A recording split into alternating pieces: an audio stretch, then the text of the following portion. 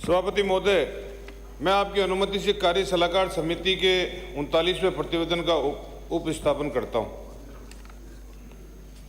कार्य सलाहकार समिति की बैठक दिनांक 18 जुलाई 2023 को मध्याह्न पश्चात 4 बजे माननीय अध्यक्ष के चैम्बर में हुई। समिति ने निर्णय लिया कि बुधवार दिनांक 19 जुलाई 2023 से शुक्रवार दिनांक 21 जुलाई 2023 तक सदन में अग्रेतर लिए जाने वाले कार्यों का बंटवारा निम्न प्रकार किया जाए। बुधवार दिनांक 19 जुलाई 2023 नंबर 1 राजस्थान राज्य मेला प्राधिकरण विधेयक 2023, नंबर 2 राजस्थान विधियान निरसन विधेयक 2023 एवं नंबर 3 राजस्थान सहकारी सोसाइटी संशोधन विधेयक 2023 पर विचार एवं पारण। नंबर 4 अनुपूरक अनुदान की मांगें वर्ष 2023-24 प्रथम संकलन पर मुक्तबंध का प्रयोग किया जाकर मतदान पारण एवं तत्व संबंधी राजस्थान विनियोग संख्या 3 विधेयक 2023 का पूर्व स्थापन उस पर विचार एवं पारण। गुरुवार दिनांक 20 जुलाई 2023 नंबर 1 राजस्थान मृत शरीर का सम्मान विधेयक 2023, नंबर 2 राजस्थान IILD कौशल विश्वविद्यालय जयपुर नाम परिवर्तन और संशोधन विधेयक 2023, नंबर 3 मारवाड़ चिकित्सा विश्वविद्यालय विधेयक 2023, नंबर 4 राजस्थान पशु चिकित्सा एवं पशु विज्ञान विश्वविद्यालय जोबनेर जयपुर विधेयक 2023 पर विचार एवं पारण।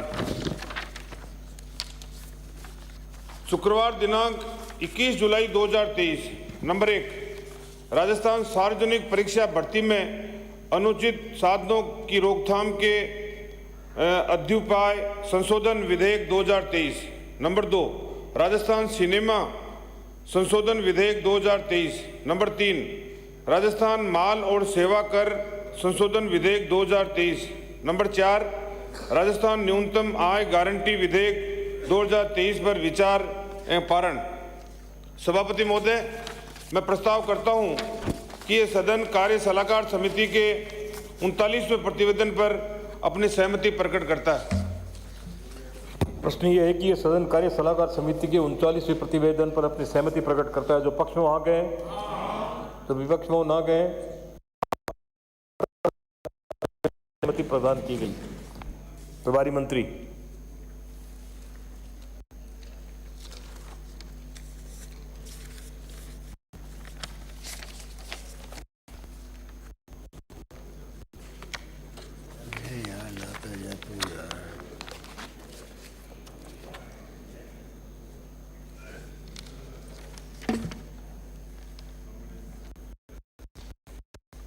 अध्यक्ष महोदय, सभापति महोदय,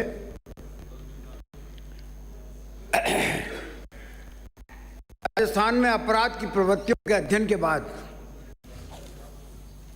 जो नीति विशेषज्ञ थे, सब्जेक्ट विशेषज्ञ थे, उनकी सलाह पर ये पिछले दशक अपराध के पैटर्न में जो बदलाव आया,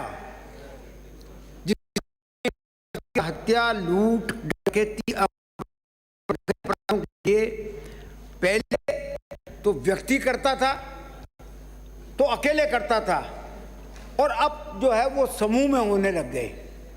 तो किंतु पिछले 10 वर्षों से लगातार आप ये समझते हो ना कि अब 4.5 साल में हो गया, 4.5 साल में हो गया, ये ऑर्गेनाइज्ड क्राइम पिछले 10 साल से चल रहा है, जिसपे आपकी पिछली सरकार ने कतई ध्यान नहीं दिया।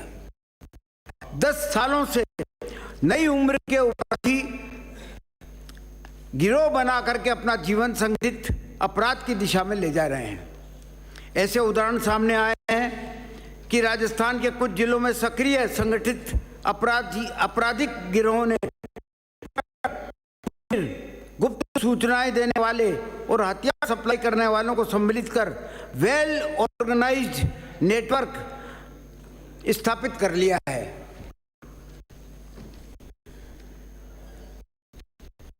रूप से संगठित ये तो मुख्य रूप से कॉन्ट्रैक्ट किलिंग करने, बिजनेसमैन को धमकी दे करके उनसे पैसा वसूल करने, मादक पदार्थों की तस्करी करने, सुरक्षा रैकेट्स आदि पर फोकस कर रहे हैं और इनमें भारी लाभ कमाने की संभावना रहती है।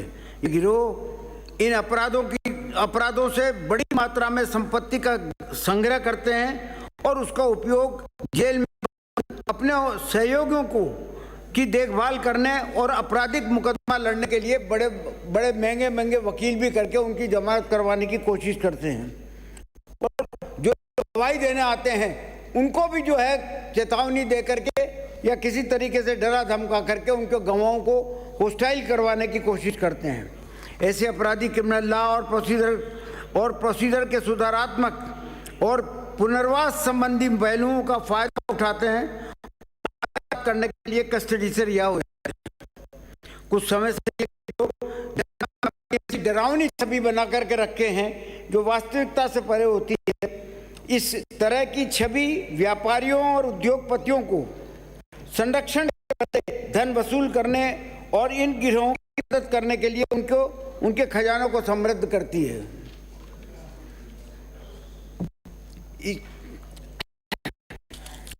आपको मैं बताना चाहता हूं कि जैसा आपने कहा कि साहब ये 4.5 साल के बाद में सो करके आप जागे हो, ये आपके टाइम पे भी खूब ऑर्गेनाइज हुए हैं क्राइम। ऑर्गेनाइज गैंगें चलती थी, बाकायदा गिरोह इकट्ठे किए, उसी तरीके का पैसा वसूल, किलिंग होती थी, ये सब चीजें होती थी। लेकिन सबसे पहले 1999 में महाराष्ट्र ने जो है मकोबा नाम का एक एक्ट पास किया। उस मकोबा एक्ट के बाद में 2000 में कर्नाटक ने जो है इसी तरीके का एक्ट पास किया और अब जाकर के 2019 में गुजरात ने ये एक्ट पास किया। ये 3 स्टेट हैं सिर्फ पूरे हिंदुस्तान में जिन्होंने इस तरीके का एक्ट पास किया है और यह 4थी स्टेट राजस्थान है जिसमें जो है ये सदन इसको पास करने जा रहा है। सिर्फ 3 स्टेट हैं। क्या जरूरत आ गई थी ये बताइए कि गुजरात में और महाराष्ट्र में इस एक्ट को पास करने की? ऑर्गेनाइज क्राइम वहां पर भी थे, तभी तो हुआ ये, तभी तो आवश्यकता पड़ी। आज यहाँ पर भी ऑर्गेनाइज क्राइम है, इसके सब मना थोड़ी करते हैं हम तो खुद कहते हैं कि हाँ है ये, और उसको कंट्रोल करने के लिए इस एक्ट को लाए गए हैं। उसी मकोबा को सुप्रीम कोर्ट में चैलेंज किया गया और सुप्रीम कोर्ट ने उसको अपहेल्ड किया। मैं आपको वो पढ़ के सुना देता हूं सुप्रीम कोर्ट का फैसला।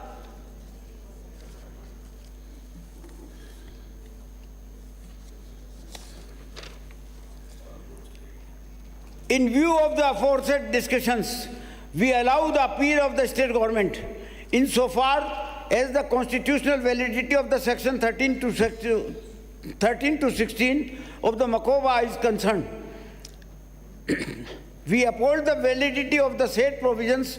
The decision of the High Court striking down the High Court ने strike down कर दिया था इसको. The High Court striking down the words or under any other act from subsection 5 of the section 21 of the act is however upheld. The parties are bear to their own cost.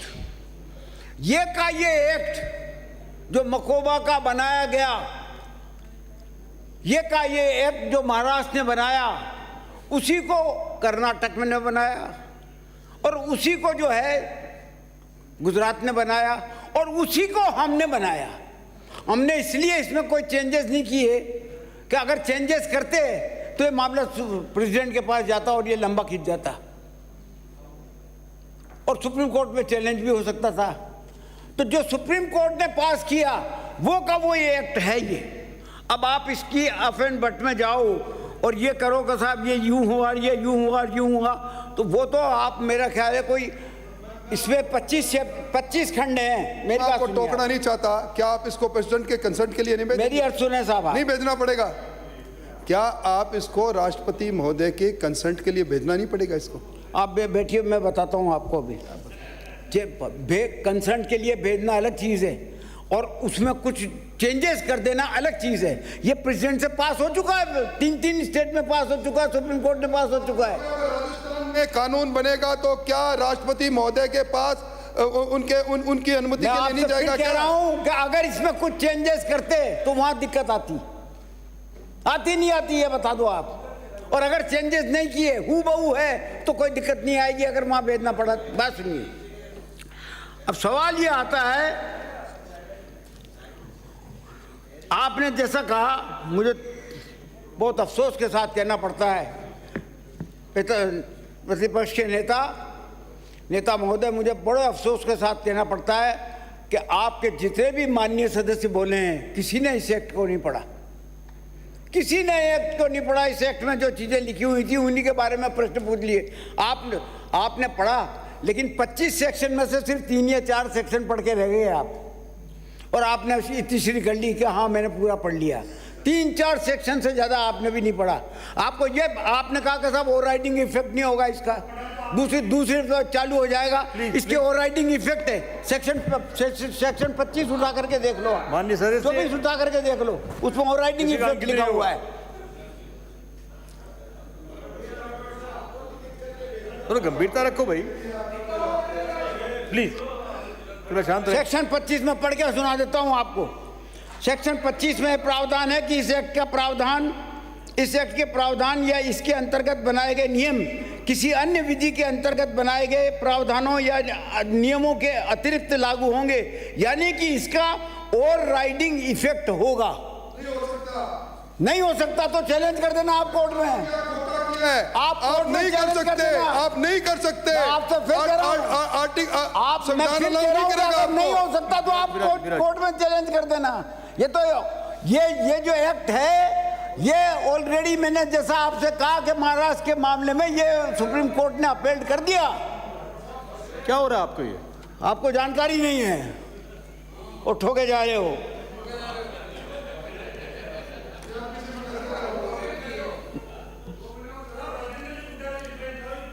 अब जैसे madam Deepti जी ने कहा कि साहब इसकी परिभाषा क्या है, अब आपने सबसे पहला वाला जो सेक्शन है वही नहीं पढ़ा आपने।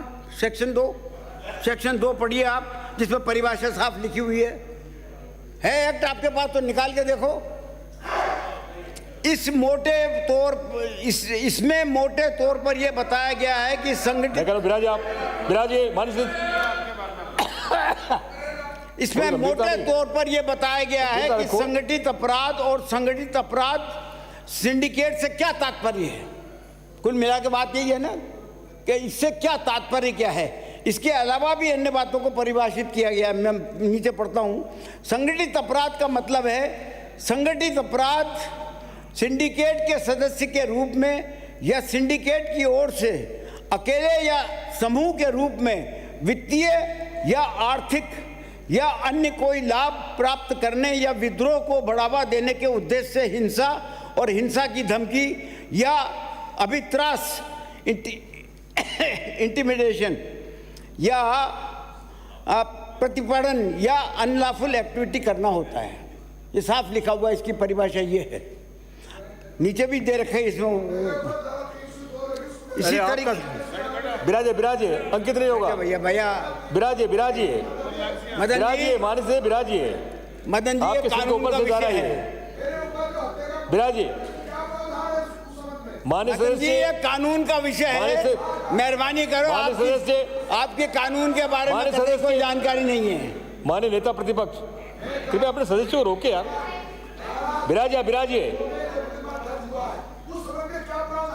बिराजिए आपका सब्जेक्ट नहीं है। बिराजिए राज्य में संगठित अपराध की उभरती हुई स्थिति को ध्यान में रखते हुए यह अनिवार्य समझा गया कि राज्य में इस प्रकार का कठोर कानून लाया जाए और जो संगठित अपराधों के विरुद्ध प्रभावी और लीगल कार्रवाई करने के लिए पुलिस को सशक्त बना। कहीं ने कहा साहब पुलिस सशक्त नहीं है। यहाँ पर बात हो रही है इस पे ऑर्गेनाइज्ड क्राइम पे, और बात चल रही है कि साहब पुलिस को गाड़ी नहीं है, पुलिस को वो नहीं है, पुलिस को दैनिक भत्ता कम है। इस तरीके की बात हो रही है। तो ये पुलिस को सशक्त करने के लिए ही लाया गया है। ऐसे अपराधों के जरिए अर्जित संपत्ति को जब्त करने और इस कानून के तहत किए गए अपराधों की सुनवाई करने के लिए विशेष न्यायालयों और विशेष लोक अभियोजकों की व्यवस्था करने का प्रावधान इस विधेयक में किया गया है, ताकि ऐसे अपराधों के मुकदमों का जल्दी ही निपटारा किया जा करके अपराधियों को सजा दिलाई जा सके। कोई मिला के बात नहीं है। इसके अलावा तो ये बोलेंगे।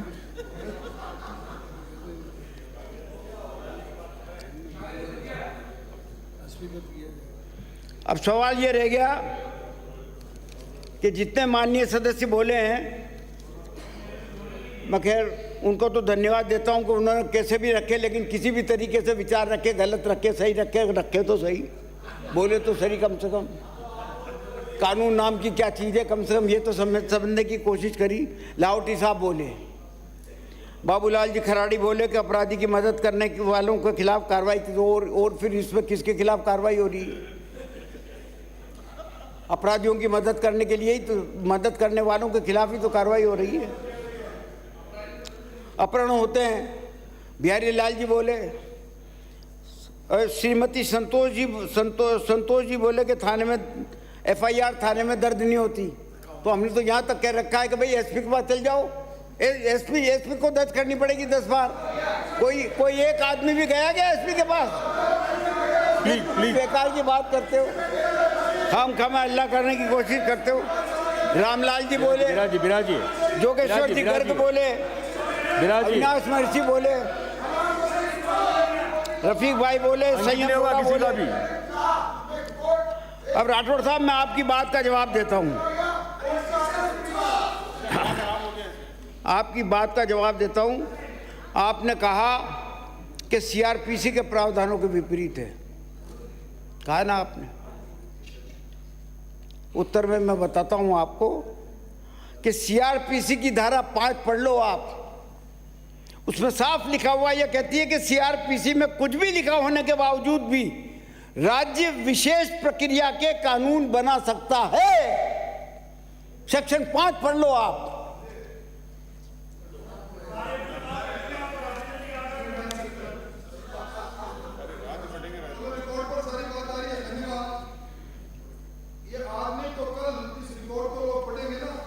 जो आप बता रहे हो ना, CRPC में लिख रखा है कि कोई राज्य CRPC के प्रोविजन से इतर जाके भी कानून बना सकता है, मर्जी तो कानून बना सकता है। ये रिकॉर्ड पर जारी है बात। ये लिखा हुआ है, मैं कुछ भी लिखा होने के बावजूद भी राज्य विशेष प्रक्रिया के कानून बना सकता है। कुछ भी लिखा हुआ नहीं, विशेष प्रक्रिया के कानून बना सकता है। ये विशेष प्रक्रिया का कानून है।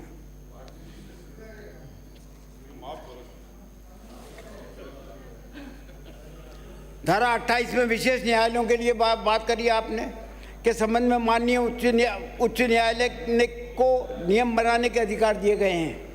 इसके नियम कौन बनाएगा? उच्च न्यायालय बनाएगा। और धारा 29 में राज्य सरकार को धारा 28 में माननीय उच्च न्यायालय को दिए गए अधिकारों को सुरक्षित रखते हुए अधिनियम के संबंध में ये नियम बनाने का अधिकार दिए गए हैं। दोनों प्रावधानों में कोई विरोधाभास नहीं है। लोक अभियोजक बनाने के लिए कहा आपने, लोक अभियोजक भी 10 साल की जिसकी स्टैंडिंग होगी वो बनेगा, एरा गैरा नहीं बनेगा। जैसे आपके राज में बन जाता था ना, 2 साल पास किए हैं LLB और कर दिया उसको वकील बना दिया। ऐसे कई किस्से किए हैं आपके राज में। जिसने एक भी केस नहीं लड़ा हो वो बन गया है, जिसने एक भी केस लड़ा नहीं हो वो भी बन गया, वो भी बन गया। बल्कि मैं कहता हूँ ये तो अच्छा किया इन्होंने, वरना बगैर वकील के ही वकील बना देते।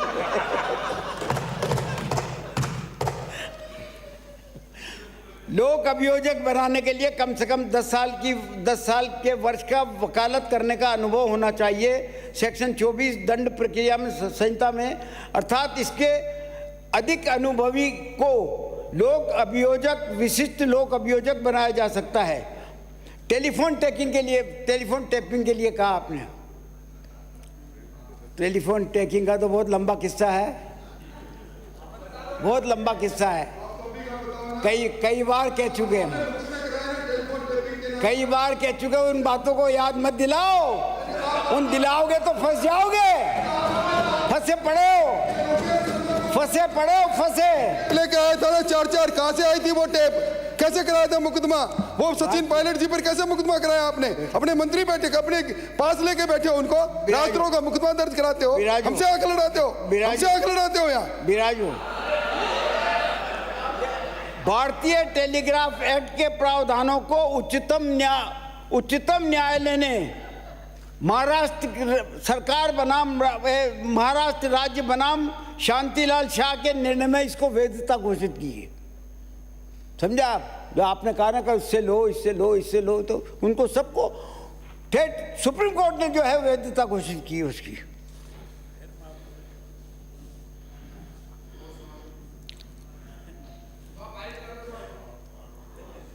दूसरा, आपने ये भी कहा कि साहब एविडेंस एक्ट के और भारतीय टेलीग्राफ एक्ट में कोई विरोधाभास नहीं है। कोई विरोधाभास नहीं है उनमें।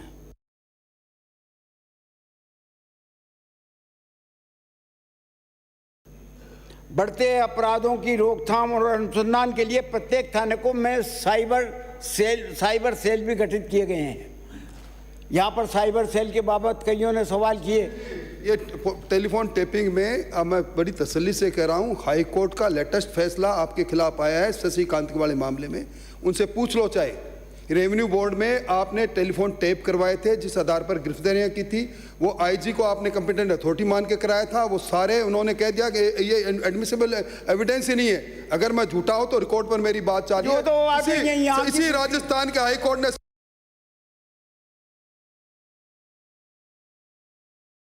शशिकांत के मामले में किया है। हो रहा है, इससे नुकसान किसको हो रहा है राठौड़ साहब? हाँ, आप जो आपके वो मेरे भी बस की है।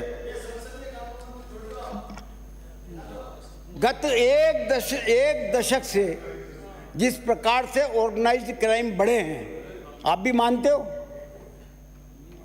अपने टाइम पे नहीं मानोगे? आपके टाइम पे ऑर्गेनाइज्ड क्राइम नहीं थे, तो इसलिए अपराधों को अपराध संगठित होकर के किए जा रहे हैं। उसे देखते हुए कठोर कानून की आवश्यकता थी और ऑब्जेक्ट्स और रीजन्स में कानून लाने के लिए कारण साफ साफ लिखे हुए हैं। अब आप तो हद कर दिया आपने। तो कन्हैयालाल के लिए कह दिया कि साहब उन दो लड़कों ने पकड़े। हम उन दो लड़कों को पकड़े, दो लड़के पकड़ सकते हैं क्या? उसके हाथ में चाकू था, उनके हाथ में, क्या पकड़ लेते? वो पुलिस से पकड़े और उसको भारत के गृह मंत्री जी कहते हैं कि साहब एनआईए ने पकड़े। अरे यार, गजब कर रहे हो, है? झूठ की भी इम्तिहान है साली।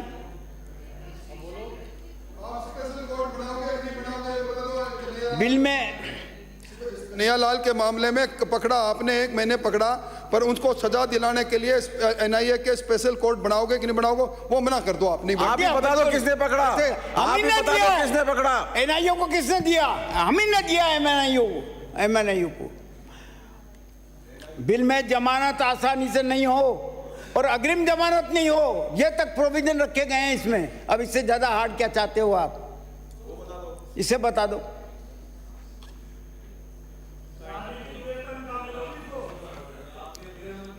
आज कम से कम महाराष्ट्र में जो कुछ गैंगवार जो उस जमाने में हुआ करती थी 99 के पहले, उसमें काफी कुछ कमी आई है।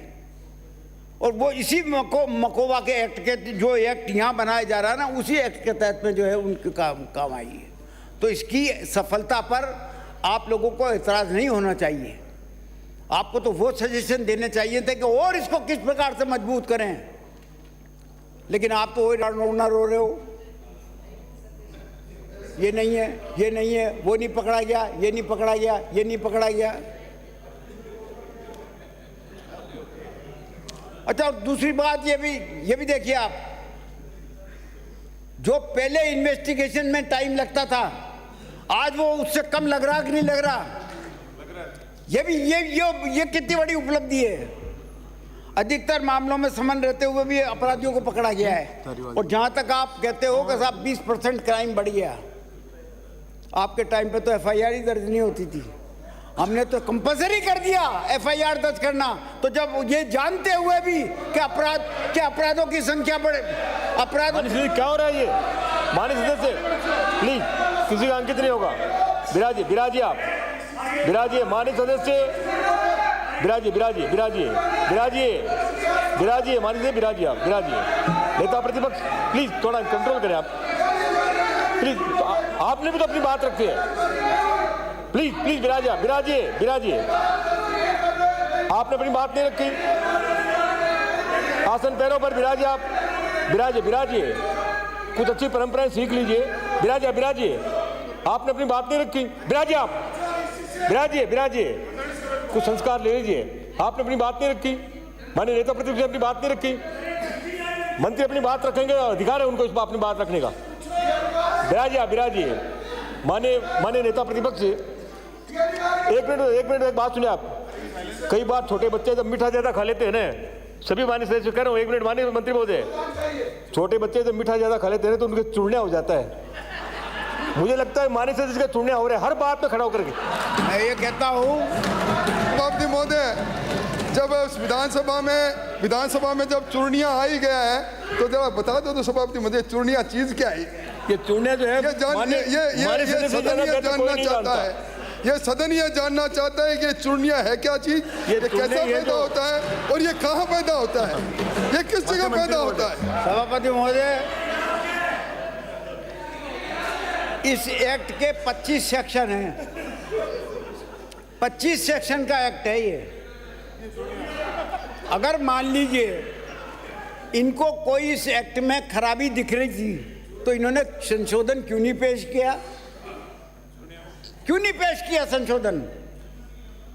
तो एक तरफ तो आप मन ही मन में तो मान रहे हो कि इसमें कुछ नहीं, इससे ज्यादा कुछ नहीं कर सकती सरकार और इससे अच्छा एक्ट नहीं बना सकती, और दूसरी तरफ जो है आलोचना की दृष्टि से आप इधर उधर की बातें कर रहे हो जो इससे ताल्लुक ही नहीं रखती, इस एक्ट से कोई ताल्लुक नहीं रखती।